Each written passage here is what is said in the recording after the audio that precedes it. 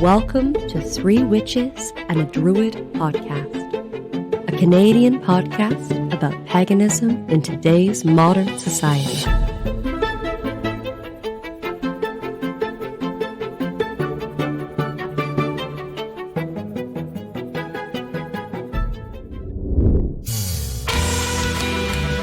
And now, Three Witches and a Druid podcast present Shenka.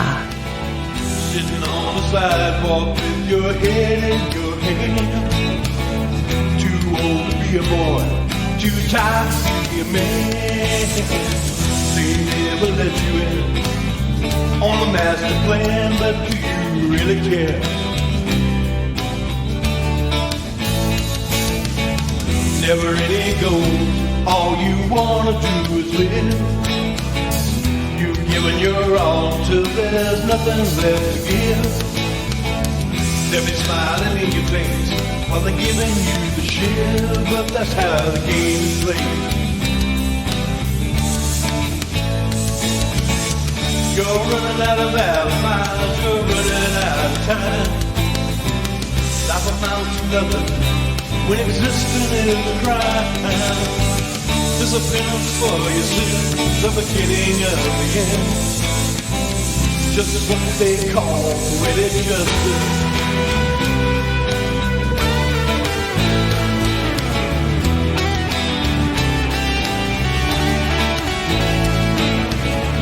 You never found a place that you could call your own.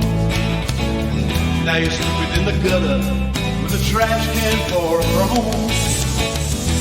No, they'll never let you rest till they put you to the bone, but do you really care?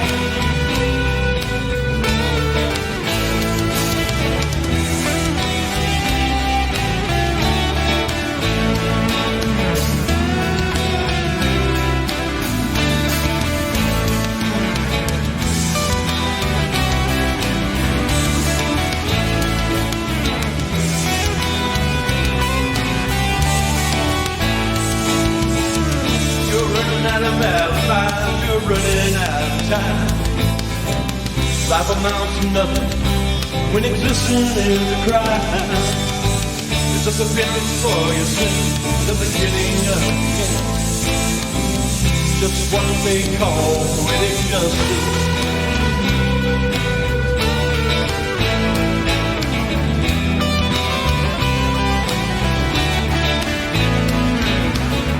Sitting on the sidewalk with your head in your hand.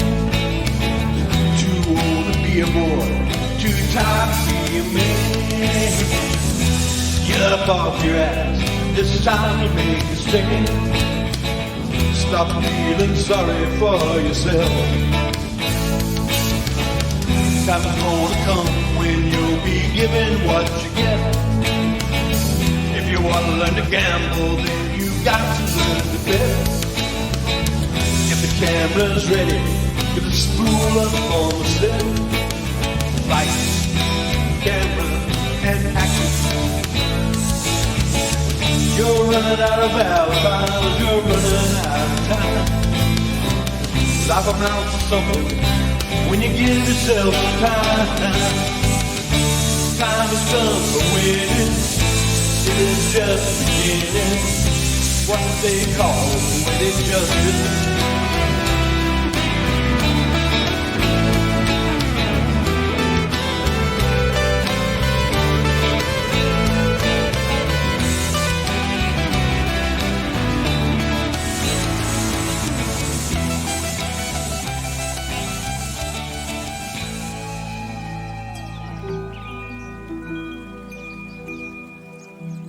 Hello, everybody, and welcome back to Three Witches and a Druid, where we sit around talking about our modern lives and our opinions and our experiences living as modern pagans. And yes, the last few episodes, we haven't talked about our beverages, because we've actually had non-alcoholic beverages. Right. Well, it's recording in the mornings, but it's 12 o'clock somewhere. That's true. But we're drinking Espresso 46 Ethiopian blend coffee. Federico is the god of coffee. He's amazing.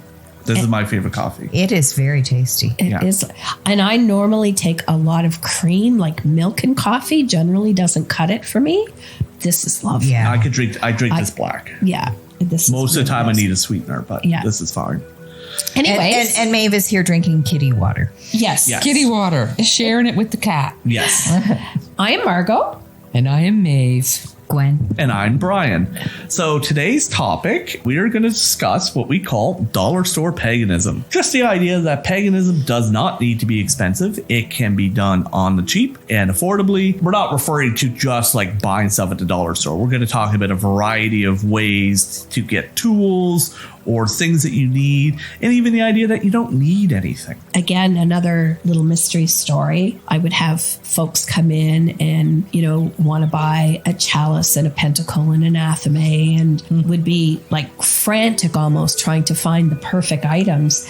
And I would, let them know I would be more than happy to sell you everything. That is my job after all. But if you don't find a chalice or an athame that resonates with you, don't feel you're forced to buy something. You don't have to get it all at once. You might find something at a yard sale or a garage sale. Yeah. You just never know where these tools are going to show up from. Go to your cupboard and pick out your favorite wine glass or even your favorite mug.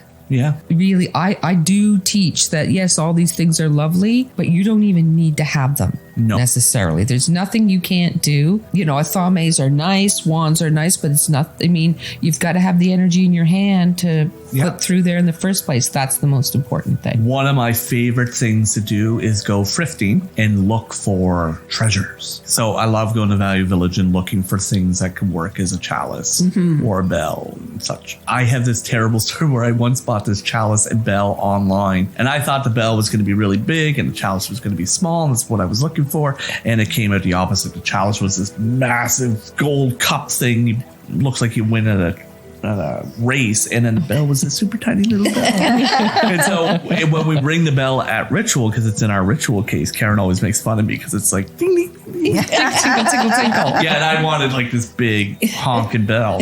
You want the old school bell, but you need a cowbell. You need a cowbell. I have, and that's what I'd love. I'd love to have a cowbell, but we have a big school bell now. But it had this little dinky one for a long time.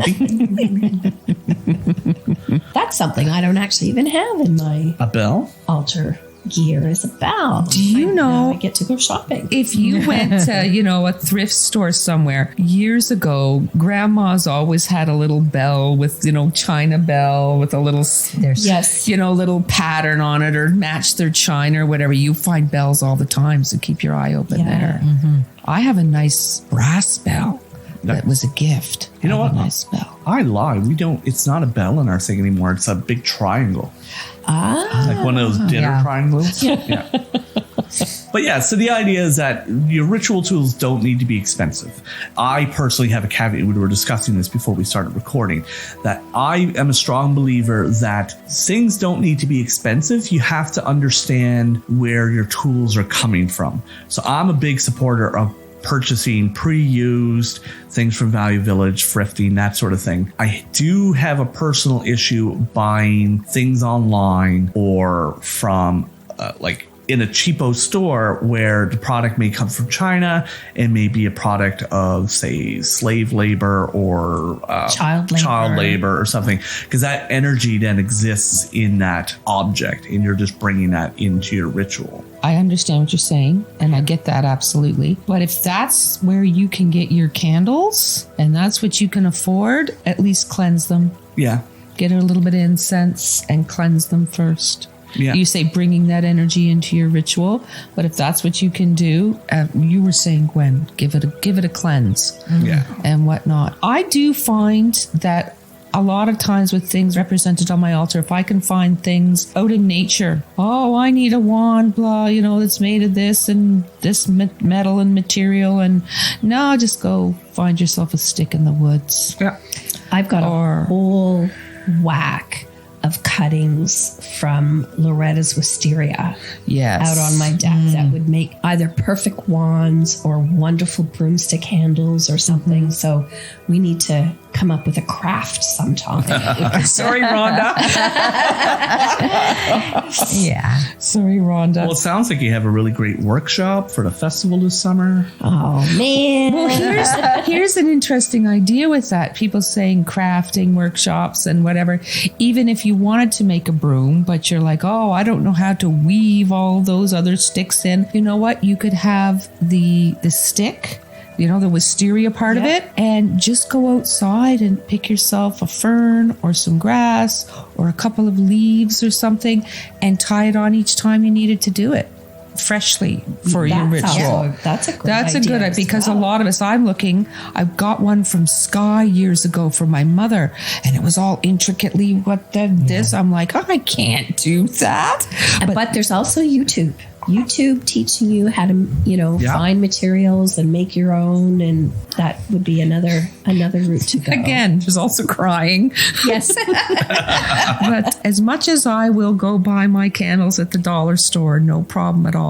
Or the votives I've been using in the 4 direction colors, I've been using for 25 years. Came from the Buck store originally. Yeah. I won't lie. But I also I will admit, I have some, I don't even think they're around anymore. I have some Plum Orchard pottery. My chalice and my pentacle is yes. Plum Orchard pottery. Yeah. If you can manage it, it is nice. What's Plum Orchard? They were a potter that supplied Little Mysteries. Oh, okay. Yeah. So they were a local potter. Oh, okay. If you can manage something, especially local. Yeah, oh yeah. Go to your craft fair, or if you have to save for a while, if you really want that chalice, find some nice pottery, save for a bit.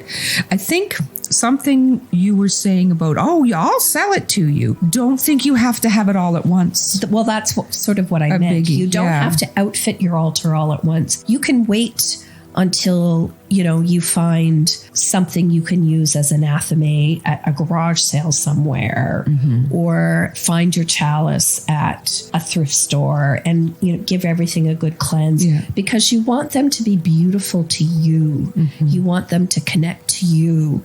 You don't want to just go buy like the first $10 knife you see just because you have to have an athame, and then really feel like it doesn't mean anything to you, and you're not getting any energy from it or able to give any energy to it. Or if you have your eye on something that maybe is a bit expensive, a chalice or whatever the case might be, just use your own wine glass until you've saved some money. Don't string yourself out and go wildly into debt on your credit card if it's not the reasonable thing to do. And there are kitchen witches as well who do all their tools come out of their kitchen.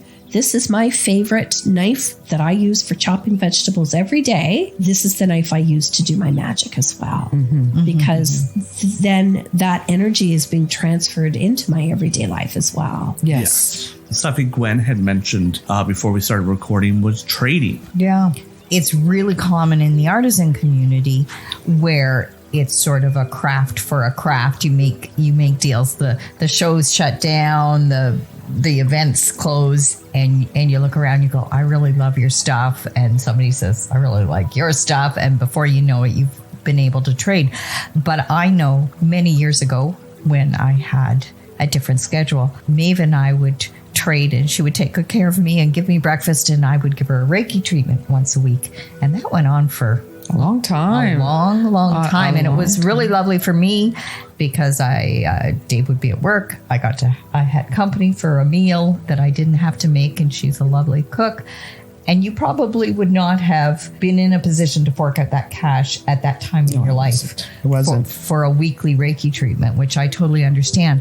You have to respect, of course, that everybody has bills to pay, but there will be opportunities to give value for an item of value for yourself. And maybe your skills are in the kitchen. Maybe you can child mind for somebody, I was a childminder, or would you like me to give your bathroom a good scrub down? I've done that more than once. It's like, I'll scrub the daylights out of your bathroom. I'll give you anything you want.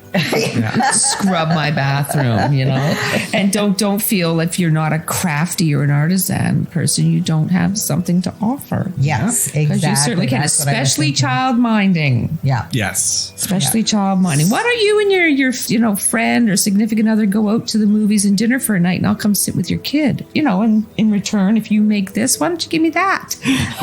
And those things are hard to do on a general basis, but that means you're creating intimate connections with your local community. You maybe wouldn't offer that to somebody you'd never met someplace, and those sorts of things.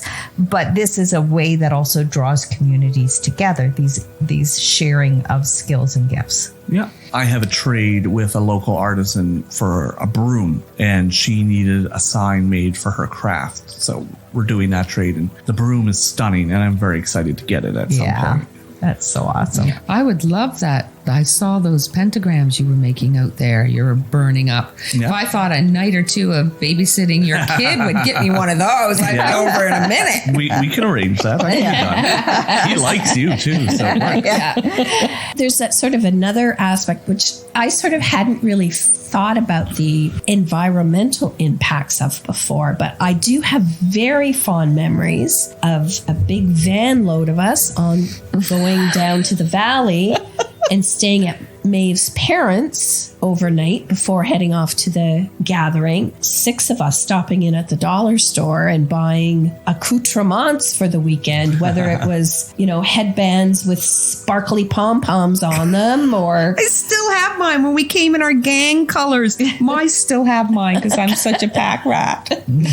And decorations for the campsite. And I think that is what instigated the whole Golden Pine Cone fanciest campsite situation. Yeah. Mm-hmm. But then, sitting here talking about it, thinking, again, I have no idea where my headband might have went. So in doing that, we have created landfill, unfortunately. So to think about what you're going to do with those items after the gathering, I guess. Right. But you still have yours. It's a memento. Years and years ago. Yeah. I still have mine. Actually, I have several things like that stuck in a drawer in my bedroom because on the days when I really, really feel like I'd rather shoot myself than do the housework, I'll put on a crown.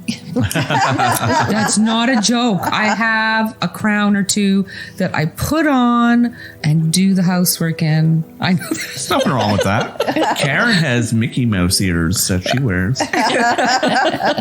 I'm pretty sure we still have our camp decorations from years past. Yeah.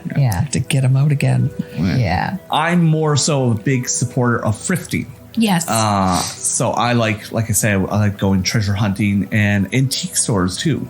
Antique stores is a bit of a higher price. Yeah. But sometimes you can get a deal. You can find, if you find something with enough dust on it, you can haggle a little. But yeah, I'm a big fan of Value Village, Frenchies. Even as far as ritual wear goes. Yeah. Oh, I have so many Frenchie dresses. My clothing only comes from thrifting. Yeah. My budget apparently goes on shoes. And I wore one of my thrifted semi-ritual kind of dresses that I found. And again, I found it at Frenchie's. It was $3 or $4. I thought even if it doesn't fit me or I don't wear it, somebody in the community can use it. Mm-hmm. It's a gorgeous ritual styled gown. So you can buy and find things you need. A beautiful pair of curtains can be turned into a robe easily enough, which I meant to bring my Celtic robe this past weekend and totally forgot it. I have one. I have a beautiful robe you made. That one that you swore a lot on. That was the first one I ever made. Your mom got in contact with me and asked me if I would make one. And it's double-sided and it had to be done on a sideways bias or whatever it was. It was crazy. It's a beautiful robe though. Beautiful. Yeah. I'm very lucky. And don't think that you can't make your own things too. No, and that's something I was going to bring up next. Biggie. We were talking about wands. Gwen here has gifted me a large box of Dave's wand blanks. So I've been making wands. But some of my favorite wands are often branches or twigs I find, and I'm able to warp and shape into a wand. Like I have a piece of apple tree on our altar, and that's my favorite wand. And everyone's like, it's just a stick. And like, it's a stick I spent a lot of time on. Yeah, it's made of it, and it's from an apple And tree. It's from our apple tree. Again, sort of what makes something your tool. To somebody else, it is just a stick. Yeah. To somebody else, it's just a knife. To somebody else, it's just a wine glass. But to me, this is my magical item. Yeah. And that's what makes it important, and that's what makes it powerful. So something in Druidry, we use, instead of using athames, we have sickles. And I've collected sickles from antique shops and restored them. So we have a sickle that gets passed on from senior druid to senior druid, and that's the senior druid sickle. But I have my own personal sickle too. It's pretty big and looks intimidating, but I don't think it's very sharp. I'm not going to test that. I was like, Was it a grim wrong read? to join the group just for the tools? Yeah. Well, you get a sickle, you get to drink mead and burn shit. That's a great religion. Right? That's what's burning right now. But burn shit, I do listen, everyone loves burning shit. For me, and I've seen it in other people, so mileage may vary, but my entry into the craft involved that experience of reading a few books. Like this is the me coming from a homesteading. I read mythology and history, and I had my one Sibylline book, and then I came to the city, and here was Little Mysteries, and I had access to all this Llewellyn stuff, right? Yes. And then I got into the better stuff. But I got into this beginner Wicca type stuff. Was the perfect stepping stone. It was the everybody. It was the entryway drug, wasn't it? And I did. I wanted to buy. I felt like I needed everything. So then I watched this evolution of as I went.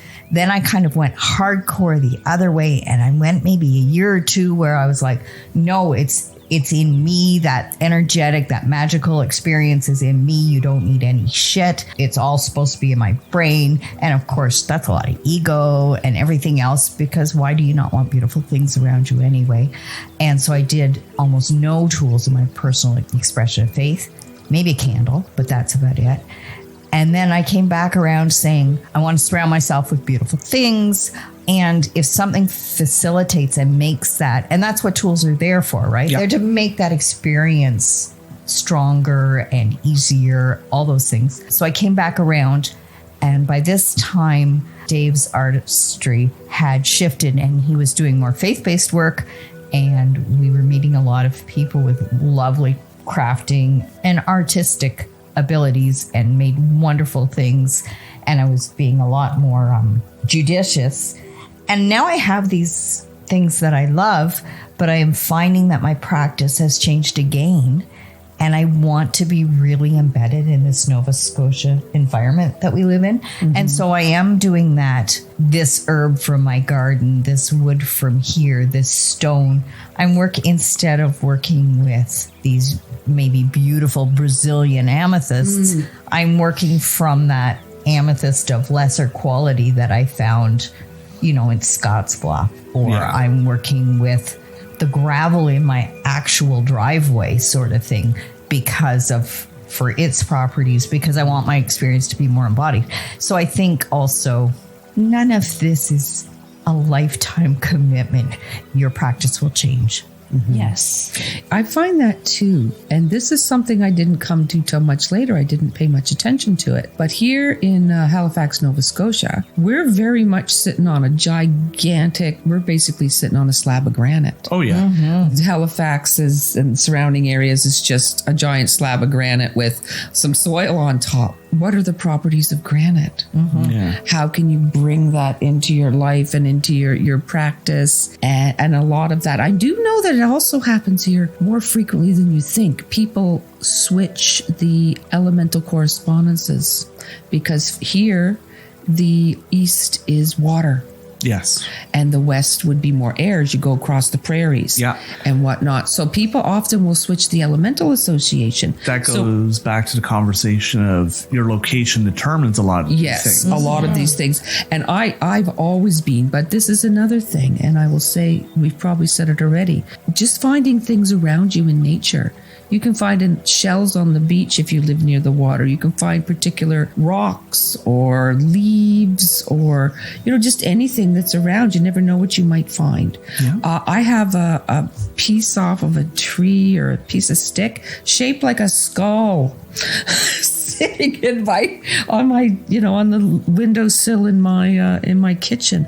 I do find too that, I don't have a specific altar set up because I have a lot of people running through my house. So don't feel too you have to have a corner specifically dedicated in your home. You can have everything packed away, set it up when you need. But I find I look around, it's like, oh, this is a bunch of plants over here. And oh, look, I have candles over here. And I have, crystals and little skull thing and seeds drying on my windowsill. You'll have little things all over. Mini altars everywhere. Yeah. You have mini altars everywhere. Your wind chimes, if you have them outside, just all kinds of things that happens and you don't even realize you're doing it. So take a look around your house. You might have been setting up mini altars all over. Yeah. And we realize it. We have a fairly large altar in our home, but only because it's a spot in the home that can't really be used for anything else. It's an old stairwell, which is blocked off. So we use the stairs as our altar.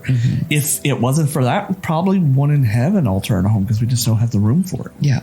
And you also have to be careful with kids. If you've got kids, to have your altar set up. Do you want that $100 chalice busted by your kids, playing in the living room? Yeah. You be careful of that sort of thing too. Yeah. And kids too. Children are always endlessly curious and they'll want to play with it and touch it and play with it. And maybe there's things there they shouldn't be playing with. Yeah. You don't leave your athame sitting out there. It's nice and sharp where your 3-year-old can be playing with it. Yeah. Friend of ours, Oceana. Again, here, I'm having flash memories of times past, but we had children of a similar age. And there was a story of one of her children who had taken one of the candles in and the light at the wand of power off the altar. Nobody had realized that just at the time. And so there was this mad running down the stairs and she threw the wand of power at her. And she said, "You shouldn't leave these things out where kids can get into them."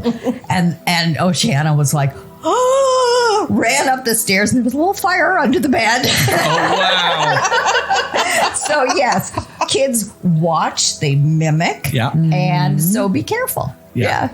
Like on our altar, there's 3 little toy goats and every kid that's ever come in his house grabs those toy goats. Yeah. It's like we have to put them back every time. Yeah. So, but I guess that the conclusion here is maybe not from China, might not be, the sweatshops in China, but I won't lie, I do. My candles come from the dollar store. No, like I said, there's not necessarily anything wrong with it. It's whatever works best for you. I think what I'm more referring to is like, if you look on Amazon and you find a beautiful cloak and it's like $30, it's like, there's a reason that's $30. Mm-hmm. And it's also not going to so be beautiful. It's not going to be as beautiful as it looks. Yeah. Slightly off topic, but since like Karen and I collect various oddities and objects, Atticus is huge into this. So his room is covered in various stones and crystals and rocks, and he has a crystal ball in there. And this conversation reminds me of that story where somebody went into a store and it's like, I really want to buy this crystal ball. And the old lady behind the counter is, okay, whatever you do when you're done using it, you have to put the cloth over it and make sure it's not visible to the light. And they're like, oh, is that because somebody can look back? And they're like, no, because it'll burn your house down. Like if the light hits that, you'll die. Don't do that. Wow, that's very good.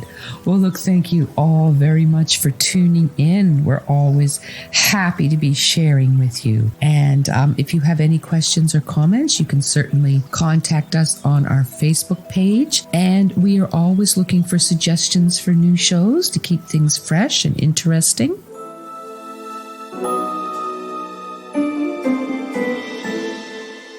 Hello, beloved listeners and patrons of 3 Witches and a Druid podcast.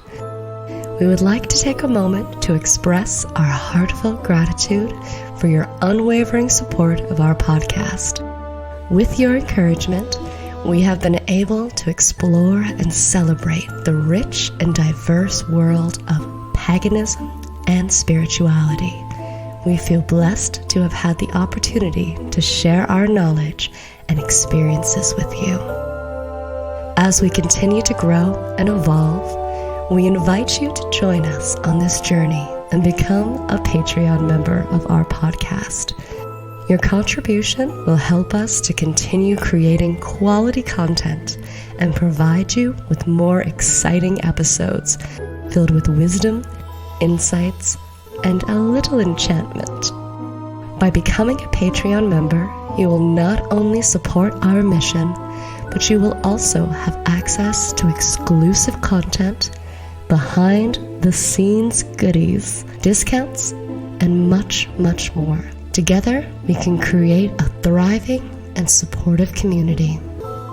To our amazing Patreons who have been there to support us through the past 3 seasons: Sybil, Josie, Catherine, Nicole, Amy Beth, Tomlin, Samantha, Stephanie, Chris, Ramos, Eric, Karen, Highland Horde, Danny, Tania, Sarah, Kay, Linda, and Jennifer.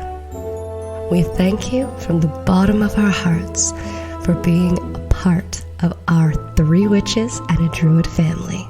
Let us continue to inspire and uplift each other, and may our collective energy bring light and love to the world.